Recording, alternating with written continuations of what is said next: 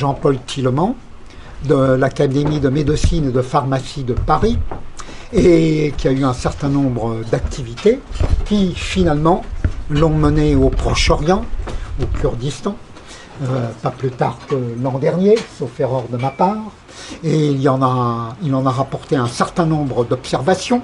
Alors de ce qu'il a fait, je n'ai lu que ce qu'on appelle en jargon d'éditeur la 4e de couverture et qui je ne dirais pas attristé, puisqu'hélas, on connaît les derniers développements, sur lesquels je suppose que le professeur nous donnera quelques indications, et tout est prophétique dans ce qu'il a écrit, et les choses qui viennent de se produire remontent à quelques jours ou à quelques semaines.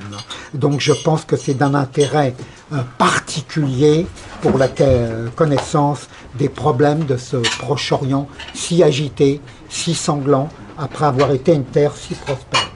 La parole est au professeur. Merci.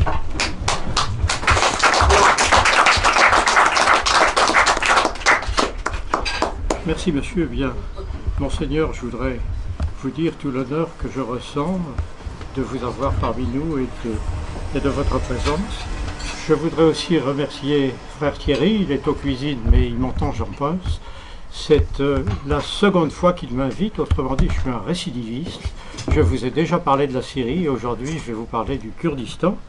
Et je mesure toute la chance que j'ai de cette invitation parce qu'à l'heure actuelle, paradoxalement, il est très difficile à Paris de s'exprimer librement sur le sort des réfugiés de la plaine de Ninive qui ont été accueillis au Kurdistan.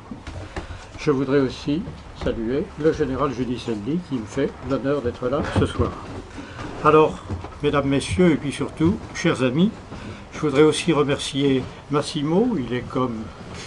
Ah oui, l'homme qu'on attendait, l'homme de la soirée. Merci Massimo d'être là, merci de votre aide, de l'organisation et de la disponibilité. Alors, ce soir, avec mon ami Georges Granger qui est ici, nous allons vous emmener au Kurdistan, que nous avons eu la possibilité de visiter. Mais avant de vous parler du Kurdistan, je voudrais situer le Kurdistan géographiquement. Vous savez que c'est une province autonome de l'Irak, mais une province qui se caractérise par le fait qu'elle a des statuts, une administration et, ce qui n'est pas négligeable, une armée propre. L'Irak a beaucoup de frontières, de multiples frontières, avec la Syrie, la Turquie, l'Arabie Saoudite, l'Iran, le Koweït.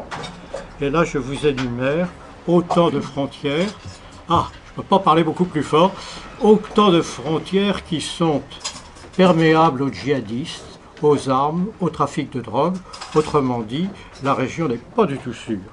Et puis, derrière tout ça, il y a bien sûr la nécessité de s'emparer du pétrole et du gaz irakien. Et puis, les USA, qui contrôlent toute la région dans la mesure où ils contrôlent la distribution et la régulation de l'armement à tous ces pays. Alors, l'Irak. Eh bien, l'Irak est un pauvre pays, puisque l'Irak est depuis 37 ans en guerre. Si vous admettez que la guerre a commencé avec l'Iran, la guerre Irak-Iran, où à l'époque les États-Unis soutenaient l'Irak, c'était en 1980. Aujourd'hui, la guerre est à peu près terminée, mais pas complètement. Autrement dit, voilà un pays qui a été détruit par des guerres successives. Iran-Irak, première guerre du Golfe, deuxième guerre du Golfe, et puis après, la révolte de Daesh. Bon, la paix aujourd'hui existe en Irak, mais elle est fragile. Il y a des luttes sporadiques qui subsistent, des attentats, des voitures piégées. Bref, la situation n'est pas très sûre. Et alors, au milieu de tout ça, le Kurdistan. Le Kurdistan qui se présente comme un havre de paix relative, où pratiquement tous les réfugiés de la plaine de Ninive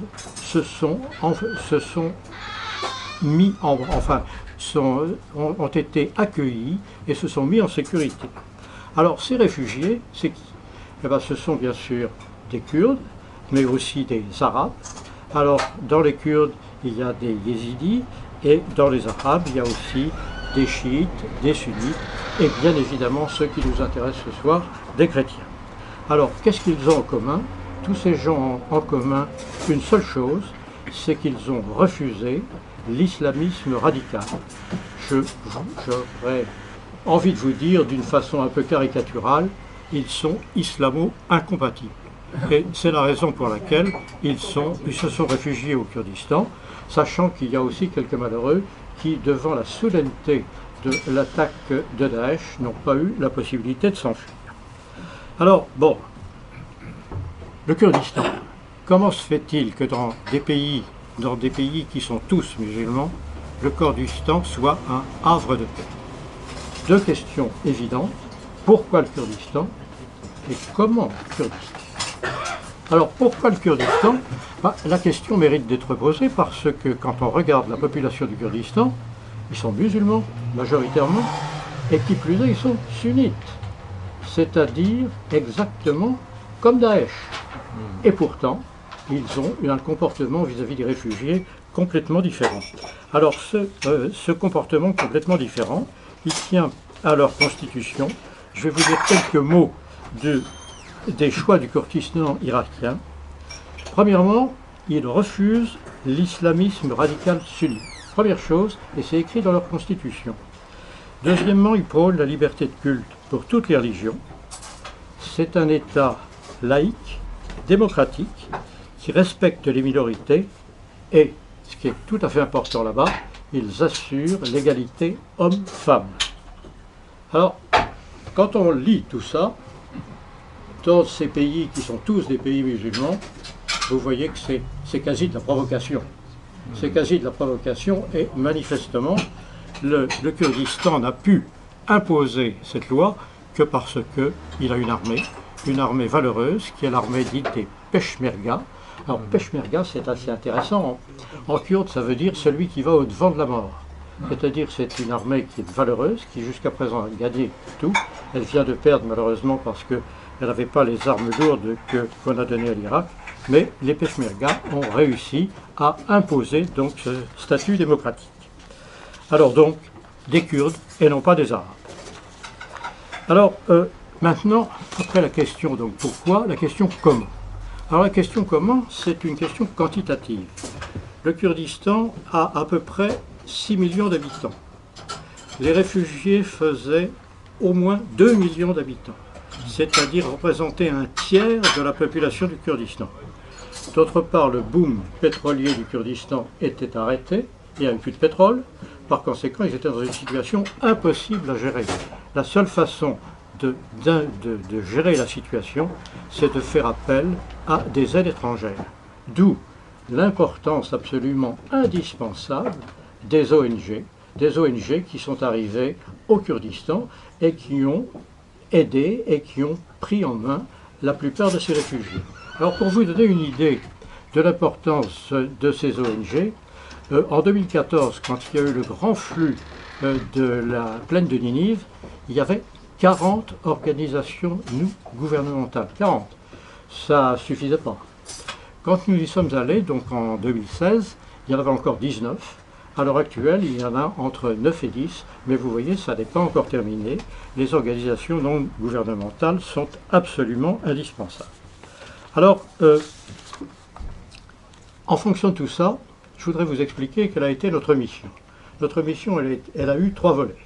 La première chose, c'était d'aller rencontrer les réfugiés, les représentants des réfugiés, et de voir comment ils étaient traités, comment les choses se passaient, et quelles étaient leurs possibilités, leurs espoirs. Ça, c'est la première chose. La deuxième chose, c'était de rencontrer les ONG, et même de faire amis avec les ONG, pour une raison très simple, c'est que ces ONG, ayant servi, ayant apporté beaucoup d'aide aux réfugiés, ils sont parfaitement bien introduits. Et la seule façon de pouvoir savoir ce qui se passait au Kurdistan, c'était de faire confiance à des ONG. Nous sommes partis avec une des ONG, une sur les 40, qui est SOS Chrétien d'Orient. Et puis le troisième volet, c'est que, on est quand même en France, le pays de la liberté. On voulait savoir ce que demandaient ces réfugiés de la plaine de Ninive. Et là, je vous dis tout de suite leur réponse, parce qu'elle a été unanime. Nous voulons vivre chez nous, rester chez nous, et vivre en paix avec la possibilité de vivre notre foi. Autrement dit, il n'était pas question pour eux de partir de là-bas, ils veulent pouvoir vivre librement dans leur pays. C'est-à-dire qu'un Irakien un jour m'a dit, les yeux dans les yeux, mais gentiment mais tristement, en me disant, vous voyez, vos visas pour l'Europe, on n'en veut pas. Ce qu'on veut, c'est vivre chez nous, comme autrefois. Voilà. Donc, ceci étant, maintenant, avec Georges, on vous emmène au Kurdistan, on va vous raconter tout ce qu'on a vu. Alors, d'abord, pour aller au Kurdistan, il faut prendre l'avion, et on va dans la capitale, Erbil. Alors, deux anecdotes qui deviennent quand même des choses tout à fait éclairantes. D'abord, pour aller à Erbil, il n'y a pas de ligne directe en avion.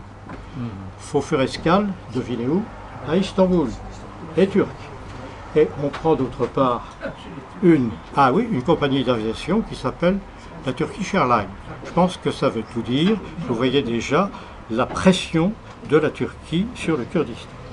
Et puis alors l'autre, c'est pas l'anecdote, mais c'est une observation, c'est que, j'ai pas les yeux dans ma poche, et quand on est arrivé à Erbil, sur le tapis qui apportait les bagages, il y avait un bagage un peu plus gros que les autres, et une personne qui n'arrivait pas à tirer son bagage par le poignet.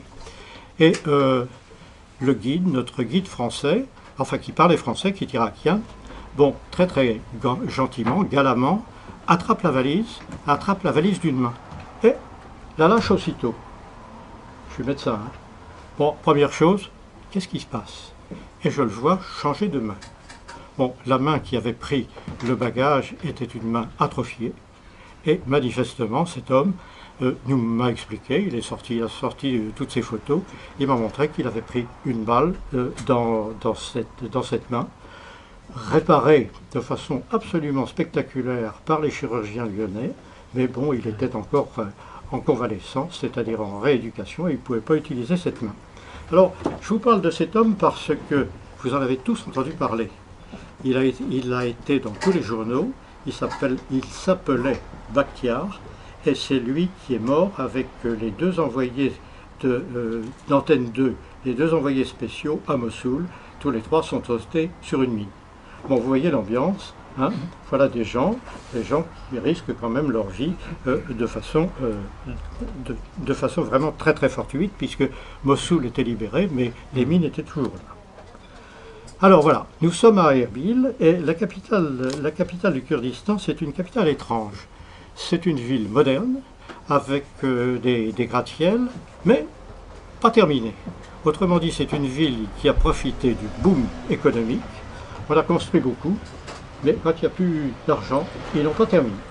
Et alors ça a servi pour loger les réfugiés. Là,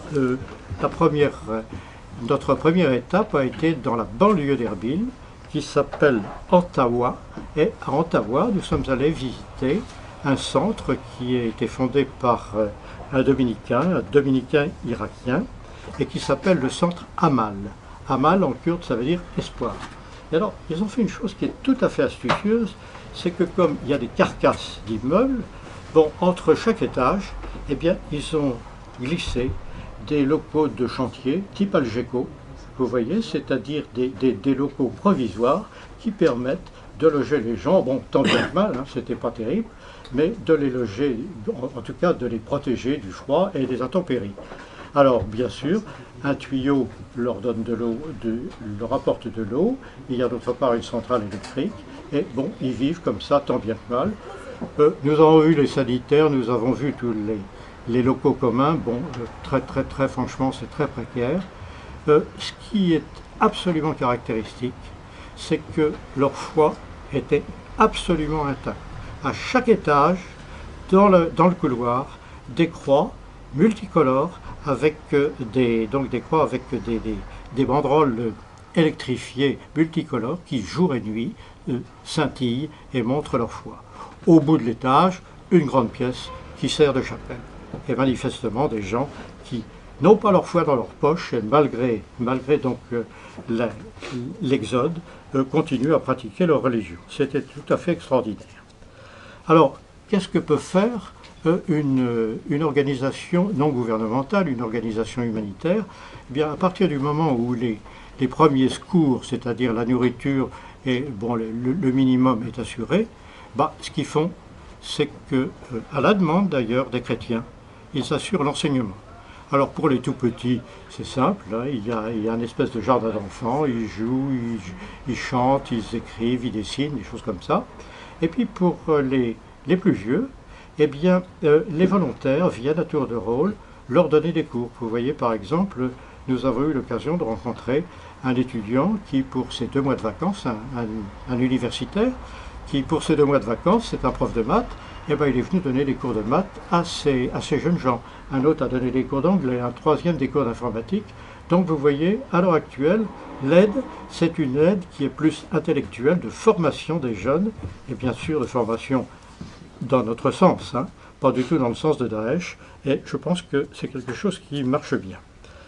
Alors, à Ottawa, nous avons eu 2 témoignages que je voudrais vous décrire parce qu'ils sont vraiment tout à fait clairs. Le premier, c'est le témoignage d'un chirurgien de Mossoul.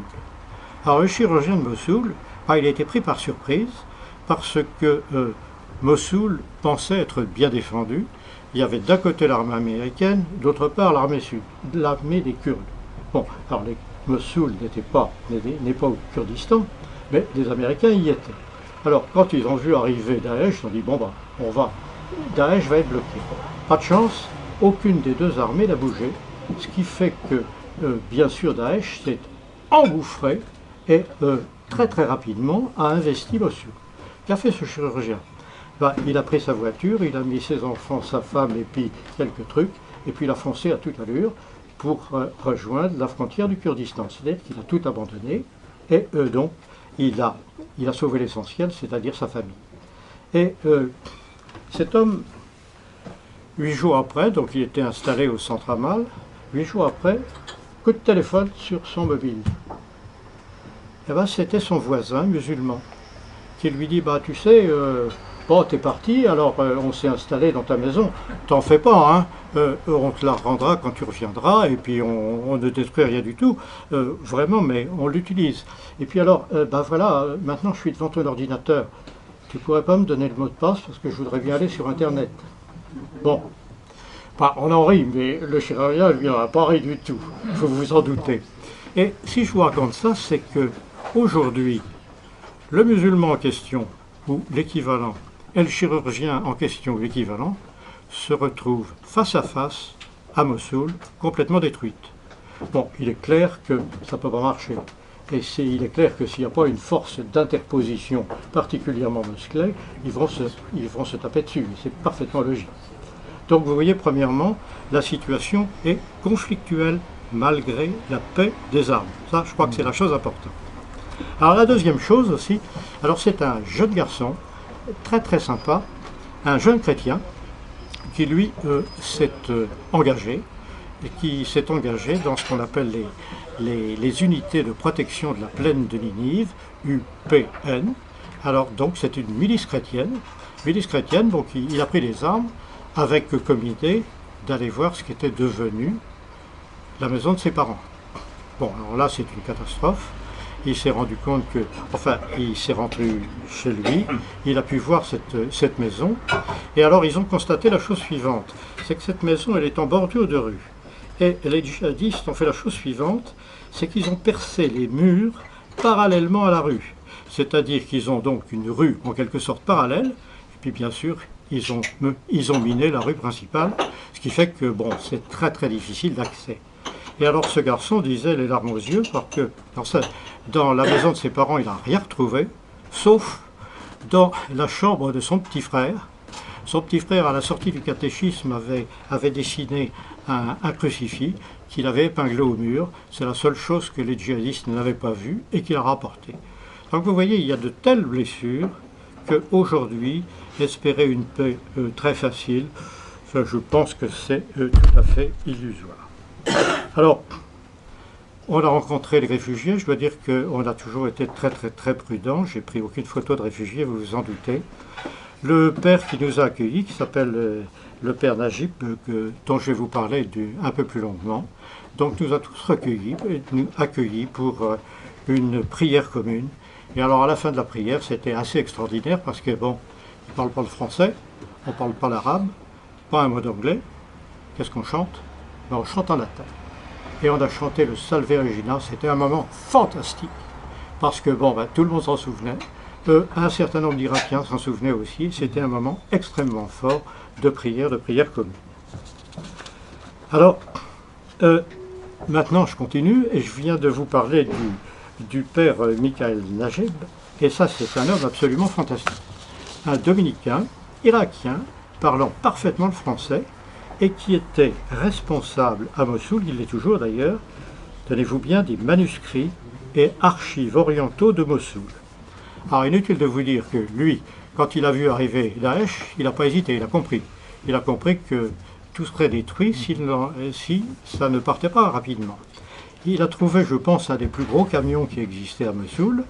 Il a bourré de tous les manuscrits les plus précieux, de tous les bouquins, et puis hop, au Kurdistan.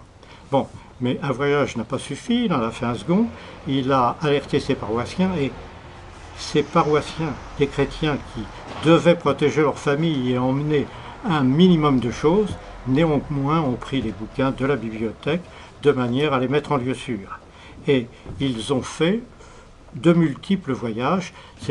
Le père Najib d'ailleurs était assez extraordinaire parce que le dernier voyage, ils ont bien cru qu'ils y resteraient parce que l'armée irakienne avait repris, non pas le dessus, mais se battait avec les djihadistes, c'est-à-dire qu'ils sont passés entre deux feux. Et alors le père Najib a dit, bon bah écoutez, il faut passer.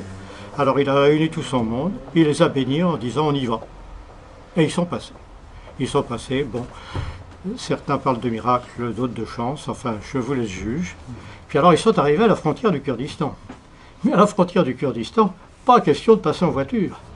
Pas question de passer en voiture, et c'était pas de la faute des Kurdes, c'est que les djihadistes avaient mis dans la foule des réfugiés des voitures piégées. Donc, ils ont arrêté toutes les voitures, ils ont sorti tout le monde, et ils ont sorti les bouquins avec, qu'ils ont redonnés après de l'autre côté de la frontière.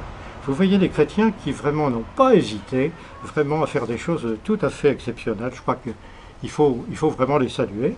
Et alors, le père Najib, c'est un homme très très astucieux, fort intelligent.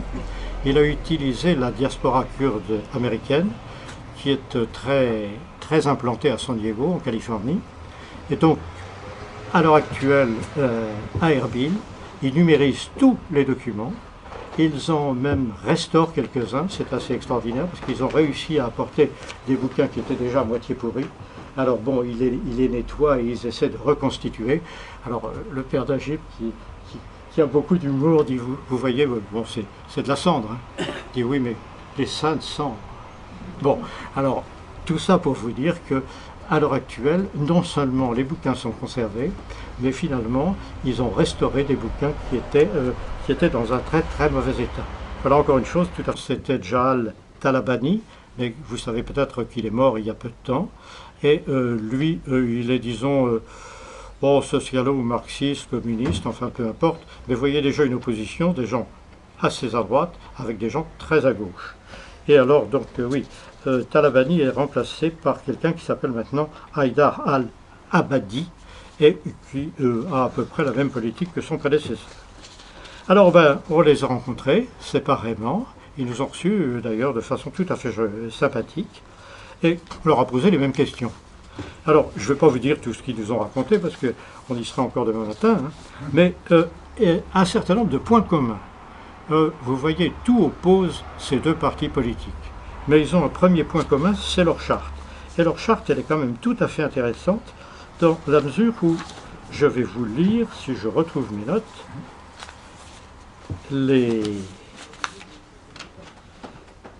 je vais, bien évidemment, je l'ai oublié. Bon, en gros,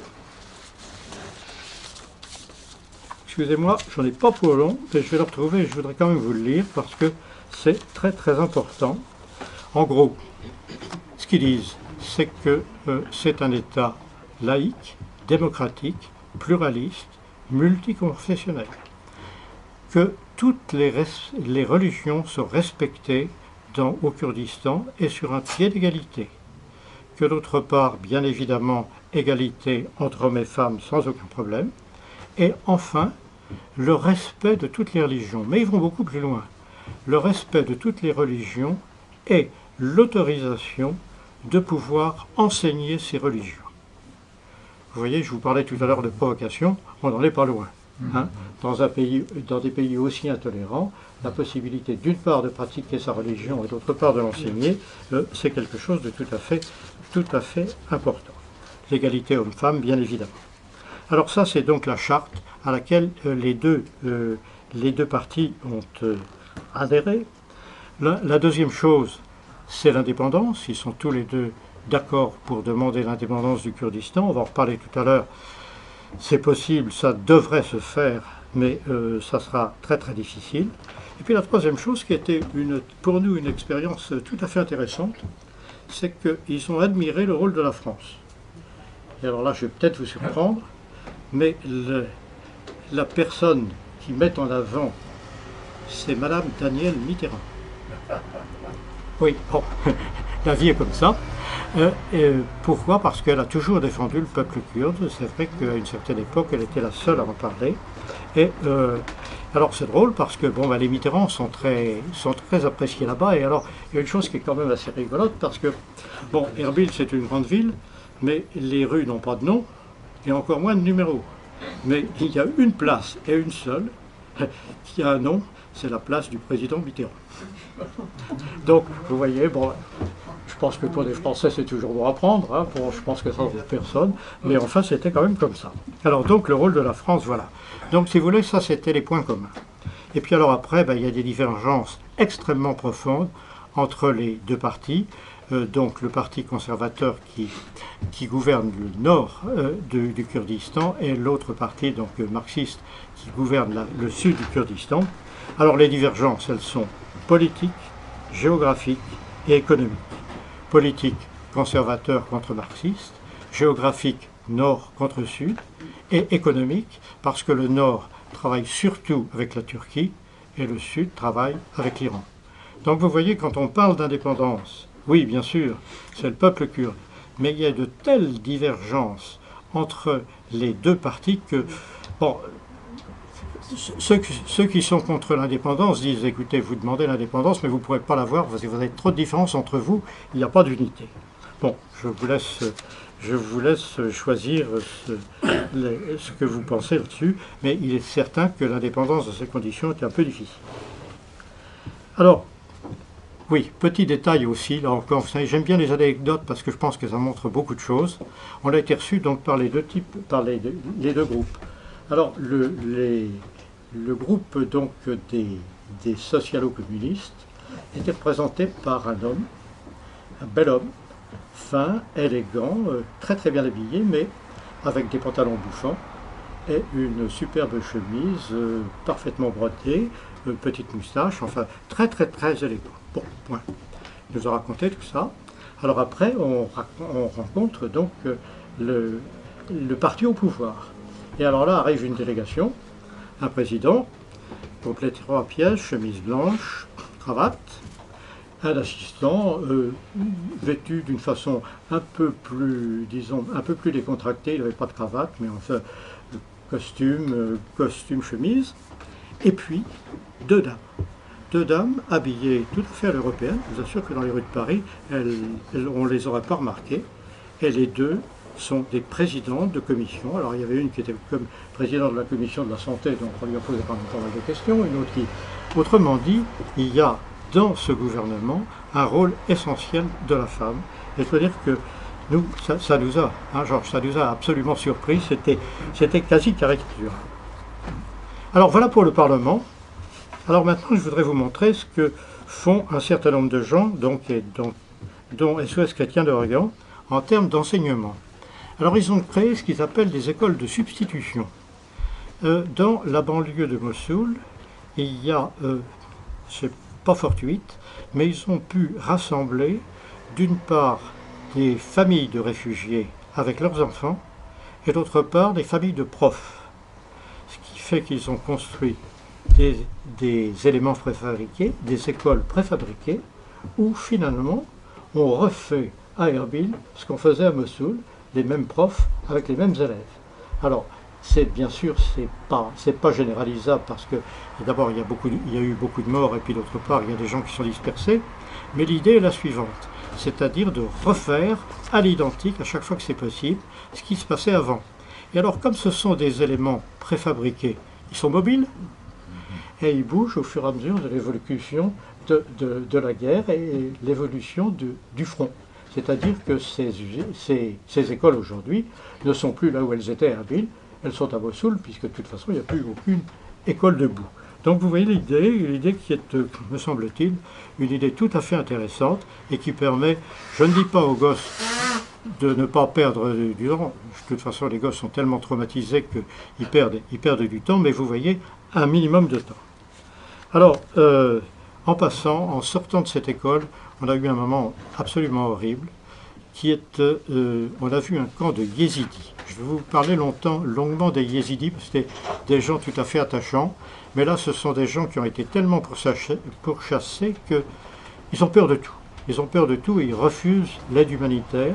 Donc ils étaient dans un espèce de taudis absolument infâme, on n'a pas pu s'en empêcher, mais c'est malheureux, ce sont des gens qui sont dans la plus grande détresse et qui refusent toute espèce d'aide. Alors après, on est allé voir l'archevêque de Mossoul. L'archevêque de Mossoul, qui est Monseigneur Mouchet. Alors lui aussi, il a été pris par surprise, parce que il y avait les Américains d'un côté, les Kurdes de l'autre. Bon, Daesh pouvait attendre. Et en fait, Daesh s'est engouffré et l'a capturé, lui et son coadjuteur. Ils ne l'ont pas supprimé, mais ils ont exigé une rançon. Alors, pour l'archevêque de Mossoul et son coadjuteur, les paris, 200 000 $. Hein? Bon, quelqu'un a payé les 200 000 $, ils ont été libérés, et donc ils ont reconstruit, pas tout à fait à l'identique, mais ils ont reconstruit donc un archevêché à Erbil. Alors lui, en revanche, il est très pessimiste. Il dit qu'il y a eu tellement de haine, tellement de conflits, qu'aujourd'hui, ce n'est pas possible d'espérer la réconciliation, ou en tout cas restaurer l'état hanté, c'est-à-dire la vie commune des deux communautés. Lui, vraiment, il ne nous a pas donné une idée très joyeuse de la situation. Alors, voilà ce que nous avons fait à Erbil. Alors après, bien sûr, on a été se promener. On a été se promener, c'est-à-dire que d'abord, on était dans le nord. Et le nord, c'est un district qui s'appelle le district de Dohuk. Dohuk, donc gouverné par le PDK, c'est-à-dire par les conservateurs. Alors, en allant à Dohuk, sur la route, il y a deux monastères que nous avons visités. Il y en a un en particulier qui nous a beaucoup intéressés, qui est le monastère dit de Mar Maté. Alors je le décris dans mon livre de façon exhaustive. C'est un monastère syriaque orthodoxe dédié à Saint Matthieu. Mais le Saint Matthieu, c'est pas le nôtre, c'est pas celui de l'Évangile, c'est celui donc des orthodoxes. Et c'est un lieu de pèlerinage. Alors il faut voir la situation. Il est sur une montagne, et cette montagne, donc c'est une montagne de granit, et le monastère a été construit avec des pierres qui ont été tirées de la montagne. Ce qui fait que c'est une superbe architecture, mais qu'on ne voit pas de loin, puisque les pierres et la roche sont exactement les mêmes. Et là, on retrouve toujours cette prudence qu'on voit dans ces livres, pour vivre heureux, vivons cachés.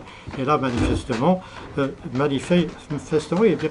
Mais, malgré la présence de Daesh, à Mossoul, et nous avons vu les lignes de feu, les gars tiraient des deux côtés, c'était à 10 km à peu près du monastère. Ce monastère est encore aujourd'hui, malgré la guerre, maintenant la guerre est finie, mais pendant la guerre, c'est un lieu de pèlerinage. Un lieu de pèlerinage tellement important que l'hôtellerie ne suffit pas et que nous avons vu des travaux d'hôtellerie pour agrandir le monastère. Il y a quand même des chrétiens qui y croient. C'est assez fantastique. Alors bien sûr, on a été accueillis vraiment à bras ouverts à cause de SOS Chrétiens d'Orient. Daesh a essayé de les prendre, mais c'est une situation, si vous voulez, qui est difficile. Bon, enfin, pour une armée de métier, ça pouvait se faire, mais il faut faire de l'escalade. Et Daesh a préféré, bien sûr, s'occuper des villes plutôt que le monastère, c'est-à-dire qu'ils l'ont encerclé et ils ont essayé de les affamer. Ils ont essayé de les affamer, les SOS chrétiens d'Orient l'a su, et par hélicoptère a rapporté des vivres. Donc, inutile de vous dire qu'on a été reçus vraiment comme le bon Dieu. Hein. Ils étaient tout à fait contents. Et on a été accueillis par un jeune moine. Alors manifestement, cet homme m'a fait une énorme impression. Il a 35 ans à peu près. Un homme de Dieu. Un homme de Dieu. Bon, il peut y avoir toutes les catastrophes, il peut y avoir toutes les péripéties possibles. Il a sa religion, il a sa foi et il a une très très grande sérénité. Et c'est lui qui nous a expliqué tout ce qui s'était passé. Alors bien sûr, dans ce monastère qui est en train de se développer, ils ont accueilli un certain nombre de familles donc, chrétiennes qui fuyaient Mossoul. Quand les Daesh est arrivé, ces familles sont reparties un petit peu plus loin. Il y en a une qui est restée. Les moines, eux, bien sûr, n'ont pas bougé. Et heureusement, ils n'ont jamais été envahis par Daesh. Alors il y a un autre monastère qu'on a vu un peu plus loin. Alors toujours la même chose, c'est la pierre du pays, la pierre de la roche, c'est-à-dire qu'on le voit qu'au dernier moment. Bon, maintenant c'est gardé militairement. Et puis de toute façon, on n'a même pas pu marcher, il a fallu grimper, tellement c'est escarpé. Alors ça s'appelle le monastère de Rabban Marmitz, ça c'est pas très intéressant. Ce qui est intéressant, c'est que c'est l'ancienne résidence des patriarches de l'Église d'Orient.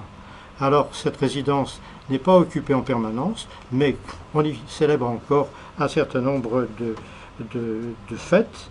Et ce qui est intéressant aussi, c'est que dans sous ce monastère, il y a des trous. Les premiers moines étaient des troglodytes et vivaient dans les trous donc, de la roche. Donc en plus, il y a une crypte avec tous les fondateurs. Heureusement que ça n'est pas tombé au Daesh, sans ça il n'y aurait plus rien. On a quitté après, toujours après les deux monastères, on a eu l'occasion de discuter un tout petit peu des peshmerga. Je vous ai dit tout le bien que je pense de cette armée. Alors je vous dirais qu'une seule chose, bon, ce sont des gens valeureux, courageux, et qui, lorsqu'ils ont des armes correctes, se défendent bien et même battent leurs adversaires. Mais ce qui est intéressant, c'est qu'il y a des unités féminines. C'est-à-dire qu'il y a des femmes combattantes. Hein. D'habitude, les femmes, on les prend comme infirmières. Non, là, elles se battent avec un fusil. Et inutile de vous dire ce qui arrive quand une femme est prise par Daesh. Bon, alors elles ne veulent pas que cette éventualité arrive, c'est-à-dire que toutes ces jeunes femmes, la fleur au fusil, mais avec une grenade dans la poche. Et si elles doivent être prises par Daesh, elles se font sauter pour ne pas tomber dans les mains de Daesh. Et des gens courageux, hein, des gens qui méritent quand même qu'on s'occupe d'eux et qu'on en parle avec tout le mérite qui leur revient. Alors après, je continue, hein.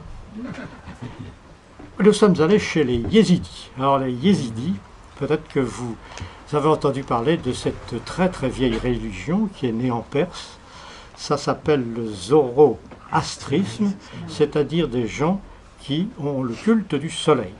Culte du soleil, très très vieille, donc une très très vieille religion, bien avant et le christianisme et l'islam. Des gens tout à fait sympas, chaleureux, sympathiques. Là encore, l'organisation non gouvernementale, l'organisation humanitaire les avait aidés, donc on a été reçus de façon tout à fait sympathique. Alors, la ville, ça s'appelle la ville de Lalesh. Elle est sur une montagne, qui est une montagne sacrée, et ils considèrent que c'est une montagne sacrée parce que c'est la montagne à partir de laquelle a été créé le monde. Et cette montagne, elle s'appelle Lalesh. Lalesh en kurde, ça veut dire, c'est très beau, la levure de la terre. On voit bien ce que ça veut dire. Alors donc, montagne sacrée. Et alors on est reçu par le président. Alors là, bon, les costumes étaient vraiment pas vraiment très bien. Arrive le président, alors un petit bonhomme, rondouillard, écoutez, c'était un ministre de la Troisième République. Tout rond, avec une petite moustache, bien évidemment avec un costume, une chemise blanche, une cravate. Bon, il nous reçoit avec ça, va dire, mais petit détail, on foule une montagne sacrée. Il était pieds nus. Et on a été prié d'en faire autant. Il n'est pas question de garder des chaussettes. Hein. Bon, ce qui fait que on a fait toute cette visite, pieds nus. Bon, il y a eu pas mal d'écorchures, mais vraiment ça valait la peine, tellement ces gens sont sympas. Alors, ils nous ont fait visiter, ça s'est très très bien passé, ils nous ont fait visiter leur sanctuaire. Alors, ils nous ont parlé bien sûr de leur religion et des divinités. Alors, Monseigneur, je me trompe peut-être, hein, je ne suis pas un spécialiste. Mais ce que j'ai compris, c'est que Dieu existe, mais qu'il est indifférent. Hein, les hommes, ça n'intéresse pas des masses. Alors il a délégué ses pouvoirs, et il a délégué ses pouvoirs à un oiseau superbe, le paon. Le paon. Donc le paon est en quelque sorte le représentant de Dieu sur la terre, et il représente la beauté. C'est vrai que quand il fait la roue, bien dessinée, ça a de l'allure. Bon. Alors donc, c'est le paon qui représente la beauté. Alors après, c'était un peu plus compliqué, parce qu'ils nous ont présenté la bonté. Alors la bonté, premièrement, c'est un serpent, pas terrible, et deuxièmement, il est noir. Le serpent noir représente la bonté. Bon, c'est comme ça, hein, on prend les choses telles qu'elles sont. Bon, c'était un petit... Et alors, ils nous ont présenté un certain nombre de divinités. Alors, dans les divinités, il y en a une qui s'appelle Jésus, fils de Marie. Autrement dit, ils ont piqué un petit peu dans la religion catholique et aussi dans la religion musulmane. Alors, ils ont une religion qui est assez accommodante. Ils nous ressemblent, hein, parce qu'ils boivent du vin, ils mangent du porc. Bon, c'est quand même assez sympathique. Mais alors, ils jeûnent, ils prient 5 fois par jour, hein, c'est quand même beaucoup. Ils sont en principe monogames, mais si j'ai bien compris, il y a des arrangements avec le soleil. C'est-à-dire qu'on peut répudier, enfin bref. Alors ils cultivent bien sûr la terre, l'olivier, ils vivent d'élevage, et puis ils fêtent les saisons. Et alors pourquoi est-ce qu'on est allé les voir? C'est parce qu'ils sont très très proches des chrétiens. Leurs destinées sont communes. Les yézidis ont protégé les chrétiens dans le passé, et là maintenant les chrétiens protègent les yézidis. Alors, il y a quand même une chose aussi qu'il faut que je vous dise, c'est qu'on a rencontré donc des hommes, mais surtout des femmes. Alors, ce sont des gens qui sont beaux, ce sont des types beaux. Alors, les hommes, je vous en dirai pas grand-chose, je vous parlerai plutôt des femmes qui sont jolies et qui ne sont pas voilées. Bon, ça veut dire quoi? Ça veut dire que Daesh fait de temps en temps des incursions chez les yézidis, et que quand on y était, il y avait une jeune fille qui était en vente dans le souk de Mossoul. Donc vous voyez tout de suite. Non, mais il y a des crimes contre l'humanité qu'on dénonce, et puis il y en a d'autres qu'on oublie. Alors je crois que ce soir, il faut que je vous le dise. Bon, alors, ceci étant, donc, voilà ce que je voulais vous dire des yézidis. Alors, en même temps, toujours sur le chemin, nous sommes allés dans un village qui s'appelle Manguesh. Manguesh, c'est un village chrétien qui est à la frontière turque.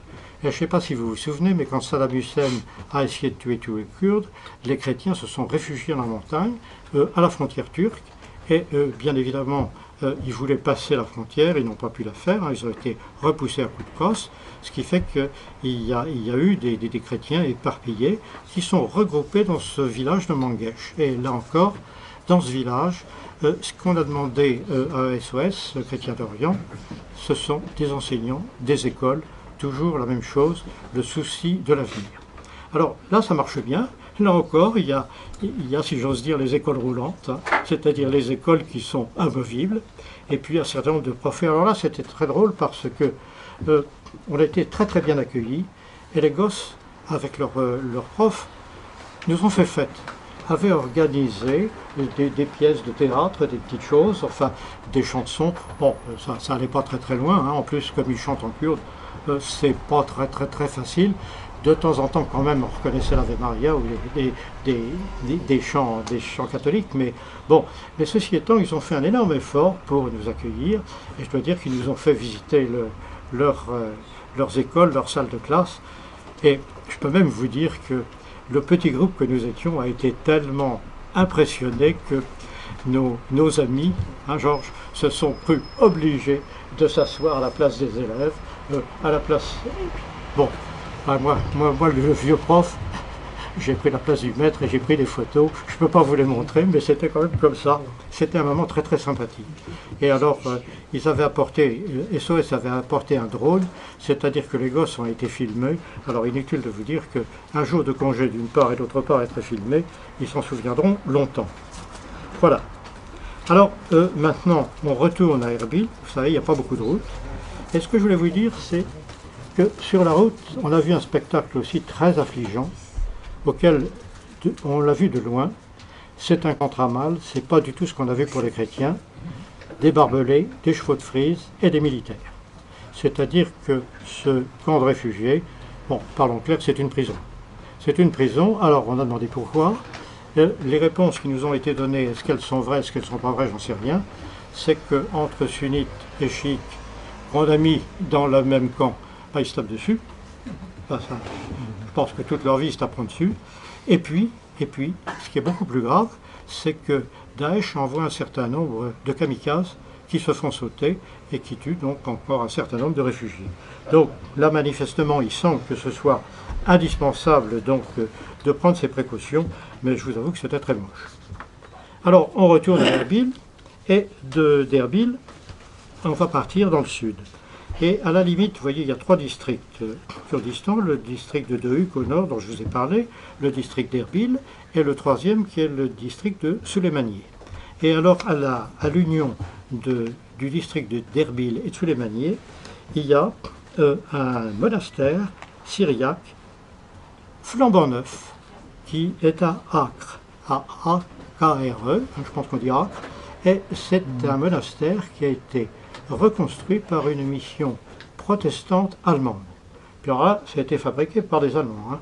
C'est-à-dire que, non mais je veux dire par là, c'est du costaud, je pense que les gens qui sont dedans, ils resteront. Mais ça a été tellement bien conçu que il n'y avait plus de sous pour faire une chapelle.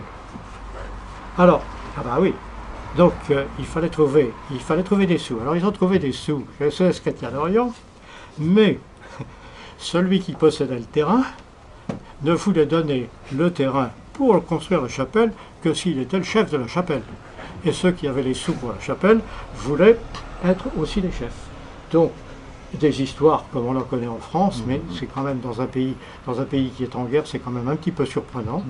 Alors finalement, ils n'ont pas construit l'église, ils ont construit un hangar. Quand on est arrivé, les peintures n'étaient pas encore sèches, un hangar qui sert d'église de façon régulière. Donc vous voyez, c'est une petite observation rigolote, mais là, ces gens, les moines que nous avons rencontrés sont des gens très jeunes et manifestement très optimistes. Hein. Ils sont là et ils resteront là, quoi qu'il arrive. Encore un mausolée qui est tout à fait intéressant, qui est le mausolée de Marbina Benam. Alors, Benam, c'est un saint qui est très connu, qui est un saint vraiment très vénéré au Kurdistan. Et ce mausolée a été construit sur les ruines d'un monastère chrétien. Ce moine et sa sœur ont été chassés de Mossoul, déjà, parce que chrétiens, par les Mongols. Donc vous voyez, ça remonte à loin. Et donc, monastère chrétien, qui est devenu après un mausolée pour les victimes, pour tous les chrétiens qui avaient été victimes des atrocités pendant l'Empire ottoman des musulmans. Et puis, ce mausolée chrétien est devenu un mausolée œcuménique, c'est-à-dire un lieu de rencontre qui est fonctionnel, dynamique, entre les musulmans et les chrétiens, avec donc un certain nombre de sculptures. Alors il y en a une que vous devez connaître, mais qui me meut toujours beaucoup parce qu'elle est très très belle, c'est cette sculpture où, vous savez, qui se termine comme ça, les 2 mains ouvertes, les paumes ouvertes, une prière commune, aussi bien des musulmans que des chrétiens. Alors, moi j'avais vu ça, peut-être que vous l'avez vu au Brésil, à Brasilia, où il y a déjà ça, mais c'est vraiment là une figure tout à fait belle de la prière commune possible. Et semble-t-il, les musulmans et les chrétiens vraiment coopèrent de façon très très efficace.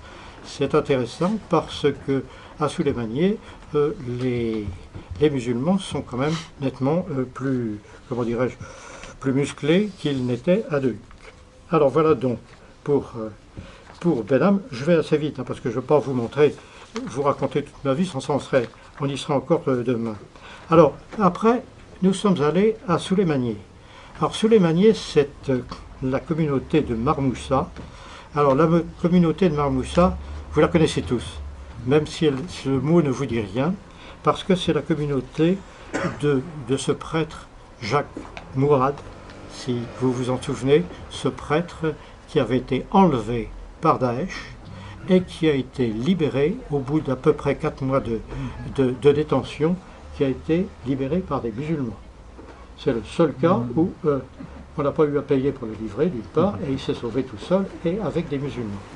Et alors, c'est donc un prêtre syro-catholique, hein, il est à Sarcelles maintenant, donc il a été enlevé et il s'est libéré tout seul, si j'ose dire. Enfin, il a été libéré par les musulmans. Ce qui fait qu'on a son témoignage de ce que fait Daesh quand il capture un prêtre et quand il a envie de le retourner.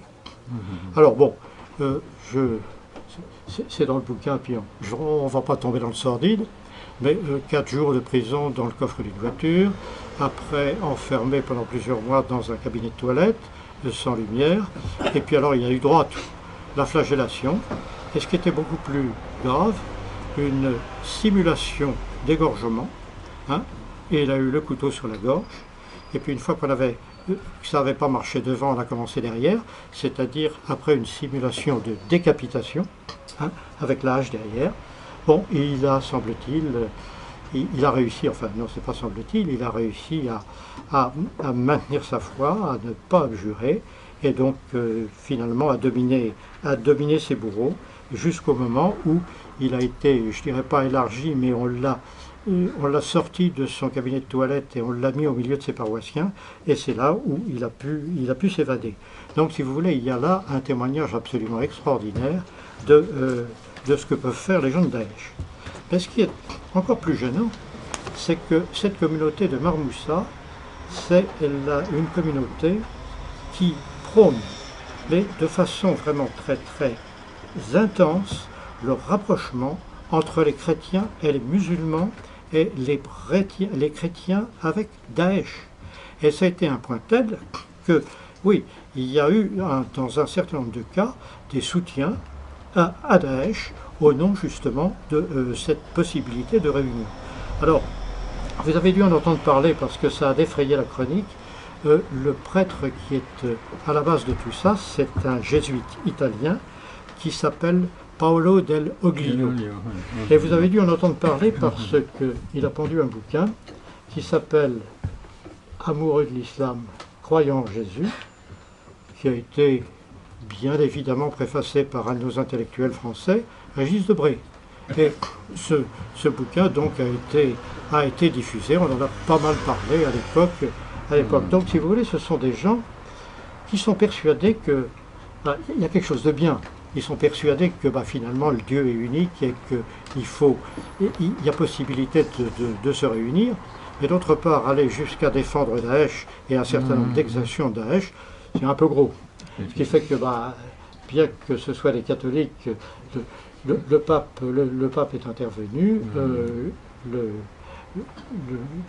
Paolo del Oglio a été mis plus ou moins au banc de la religion. Malheureusement pour lui, comme c'est un homme passionné, hein, c'est d'ailleurs assez curieux, il a la fougue des nouveaux convertis avec tout ce que ça comporte.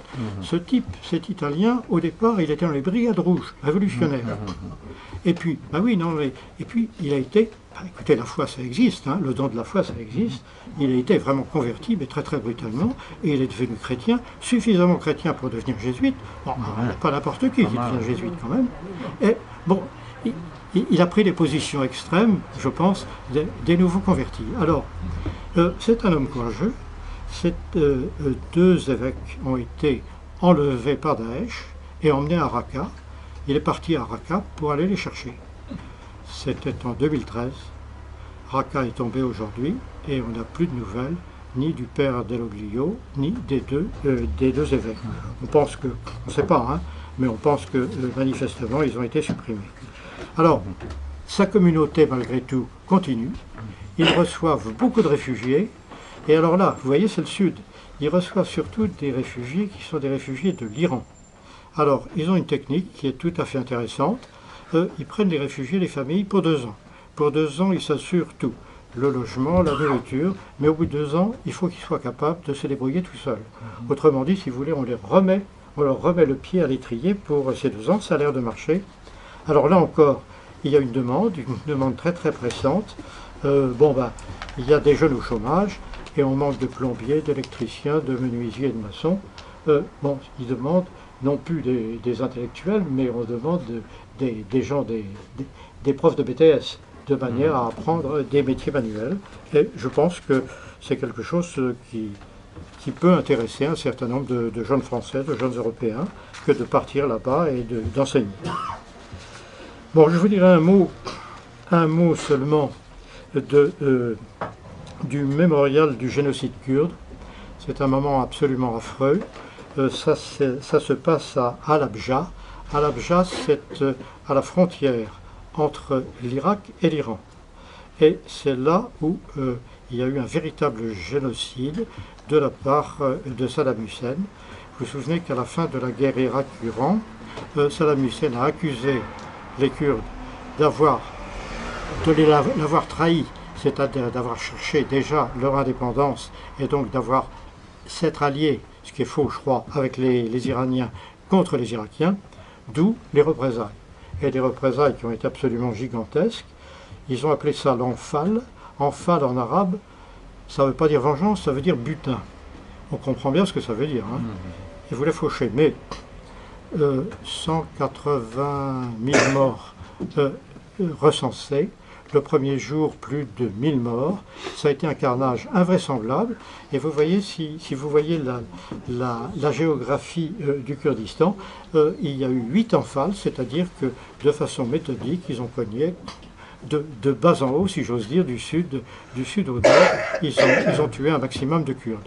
Alors bien sûr, le génocide, le mémorial du génocide est particulièrement émouvant parce que tous ces gens étaient désarmés, ont été pris par surprise et il n'y avait pas moyen de se défendre. Il y a une chose qui est intéressante, c'est quelles sont les armes utilisées par Saddam Hussein. Alors bien sûr, il y a les armes classiques que vous connaissez tous, mais il y a eu aussi les armes chimiques. Et la question qui se pose, c'est de savoir, est-ce que Daesh a ou non des armes chimiques? Et la réponse est oui. C'est pas ce qu'on dit dans les journaux, mais on a la certitude. On a la certitude pour 2 raisons. D'une part, il y a eu 3 études, 3 expertises plutôt indépendantes qui ont conclu à l'utilisation par Daesh d'armes chimiques. Bon, je ne sais pas s'il y a des spécialistes de chimie dans la salle, mais c'est du parathion, ce sont des organophosphorés, c'est-à-dire on parle en clair des cochonneries, qui marchent malheureusement très bien. Et dans l'armée de Saddam Hussein, vous vous souvenez qu'il y avait ce fameux Ali le chimiste, qui était responsable de tous ces massacres chimiques. Ce type a été pendu, mais il avait beaucoup de gens sous ses ordres. Et tous ces gens, se sont retrouvés chez Daesh. Alors, est-ce que je ne suis pas en train de vous expliquer? Vous voyez, ils ne sont pas d'accord. Je ne suis pas en train de vous expliquer que Assad est un saint et qu'il n'a pas utilisé l'arme chimique. Simplement, ce que je veux vous dire, c'est que de l'autre côté, il y a eu aussi des armes chimiques. Bon, peut-être pas à égalité, mais quand, en particulier en Syrie, les usines souterraines de Daesh ont été détruites, on nous a montré avec force détail tout ce qui était fabrication d'obus, et on a oublié de nous montrer les usines de produits chimiques. Malheureusement, je connais un petit peu cette chimie-là, elle est simple, elle n'est pas très difficile. C'est-à-dire que c'est relativement simple de fabriquer avec des moyens sommaires ces gaz de combat. Manifestement, Daesh les a aussi.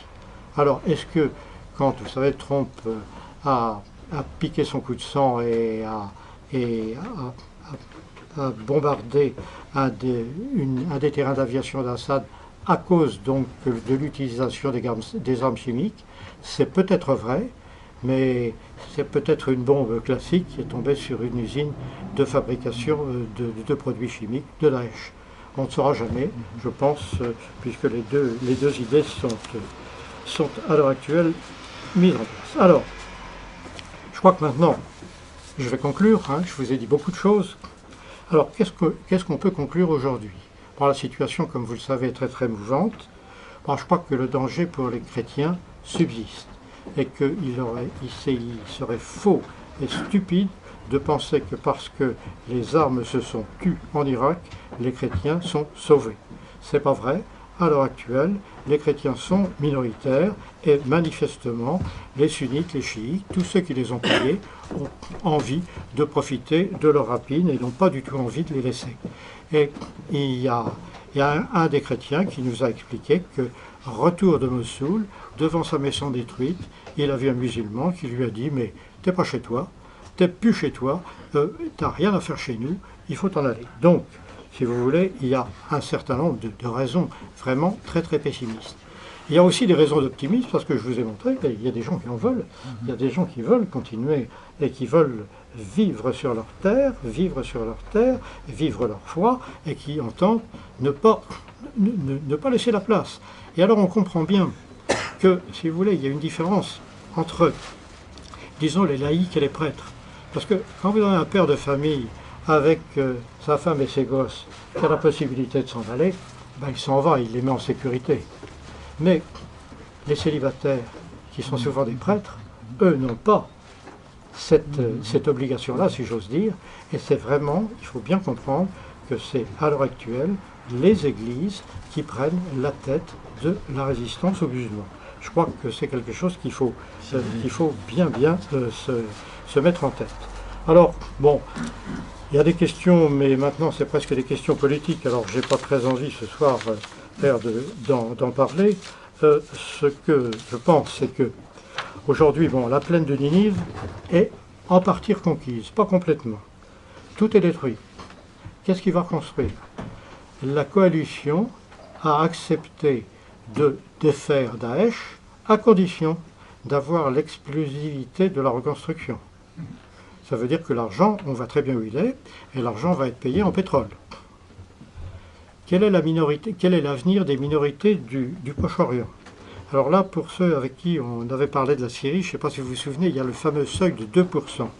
Quand dans une communauté, dans une population plutôt, la communauté est de moins de 2%, elle disparaît.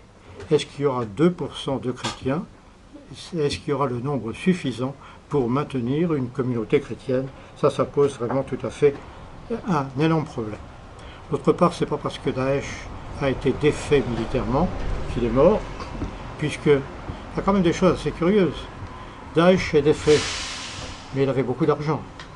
Le trésor de guerre, personne ne sait où il est. Mais en fait, tout le monde sait où il est au Qatar. Bon. Et tant que le financement sera assuré par le Qatar, et d'autre part l'idéologie par l'Arabie Saoudite, Daesh a toutes les raisons de prospérer. Donc, je pense qu'on a la guerre et on l'a pour longtemps. Alors, je voudrais vous donner, vraiment pour terminer, 3 témoignages. Il y en a 2 qui sont négatifs et puis le 3e sera positif. Alors, un premier témoignage qui est d'un évêque qui s'appelle Ignace Ephrem II. Et c'est dur ce qu'il dit. Notre sang vaut moins cher que leur pétrole. Notre sang vaut moins cher que leur pétrole. C'est tout dire. L'autre qui est de Grégoire III Laram, avec qui j'ai pu discuter un peu. Ne nous laissez pas disparaître, un cri au service de la paix. Je vous signale qu'il a publié un petit bouquin aux éditions Artege qui se trouve à la Procure. Et puis maintenant, ce que je voudrais vous dire, c'est qu'il y a quelque chose de très optimiste. Les étudiants de Kirkoutsk. Alors là, il y a un prêtre qui est encore un dominicain qui a fait son noviciat à Paris, qui s'appelle Monseigneur, alors je le lis parce que c'est pas évident pour moi, Youssif Thomas, c'est Monseigneur Mirkis. Et Monseigneur Mirkis, c'est l'archevêque de Kirkouk et de Soleimani. Et ils ont tous la même idée, il faut former des jeunes Irakiens. Alors, il a à Kirkouk rassemblé un certain nombre d'étudiants dans différentes disciplines, qui sont soit des chrétiens, soit des musulmans, sans aucune distinction. Alors il les a rassemblés, il a pas mal d'argent, il a pu quand même se débrouiller, il a rassemblé aussi des familles qui sont dans son église, hein, dans la cathédrale. Il y a, vous voyez, à la place de l'autel, il y a des tentures et puis des gens qui y vivent. Et alors, lui, Monseigneur Mirkis, il a fait cette chose assez intéressante, c'est qu'il a donc réuni ses étudiants à Kirkouz. Mais à Kirkouz, il n'y a pas d'université. Il y a une université à Suleymaniye. Et d'autre part, ces étudiants, ils sont mal vus. À chaque fois que Daesh peut en tuer un, il le fait. Donc, il les protège et il les emmène, il les emporte tous les matins à l'université de Suleymaniye pour qu'ils continuent leurs études. Et pour lui, c'est la façon de développer l'université, l'avenir, la jeunesse, une jeunesse tout à fait libérale et tout à fait ouverte des Irakiens dans l'avenir. Donc vous voyez une superbe action qui est faite d'ailleurs pas par SOS Chrétien d'Orient, mais par l'œuvre d'Orient. Alors, j'ai encore une toute petite chose à vous dire, mais j'y tiens beaucoup. Je voudrais vous dire, il y a eu quelque chose de très émouvant quand vous entrez dans le quartier chrétien d'Erbil. Une gigantesque vierge, 15 mètres de haut à peu près, hein, c'est à peu près ça. Gigantesque, qui ouvre les bras comme ça, et alors elle est sur un socle mobile. Et en fonction de l'avancée de Daesh, il l'oriente dans un sens ou dans un autre pour être toujours face. Alors, bien évidemment, c'est parfaitement dérisoire, mais en même temps, ça a un sens extrêmement profond. Moi, je dois dire que quand j'ai vu ça, j'ai pensé d'abord à Staline, hein, le Vatican combien de divisions, et puis j'ai pensé aussi au Père Hamel. J'ai pensé au Père Hamel qui, bon, bah lui aussi, lui a dit arrière Satan, et c'est pas ce que dit la Vierge, elle tend les bras. Alors, chers frères, si vous voulez, je crois qu'on pourrait terminer par une prière à la Vierge, si vous êtes d'accord. Voilà. Merci.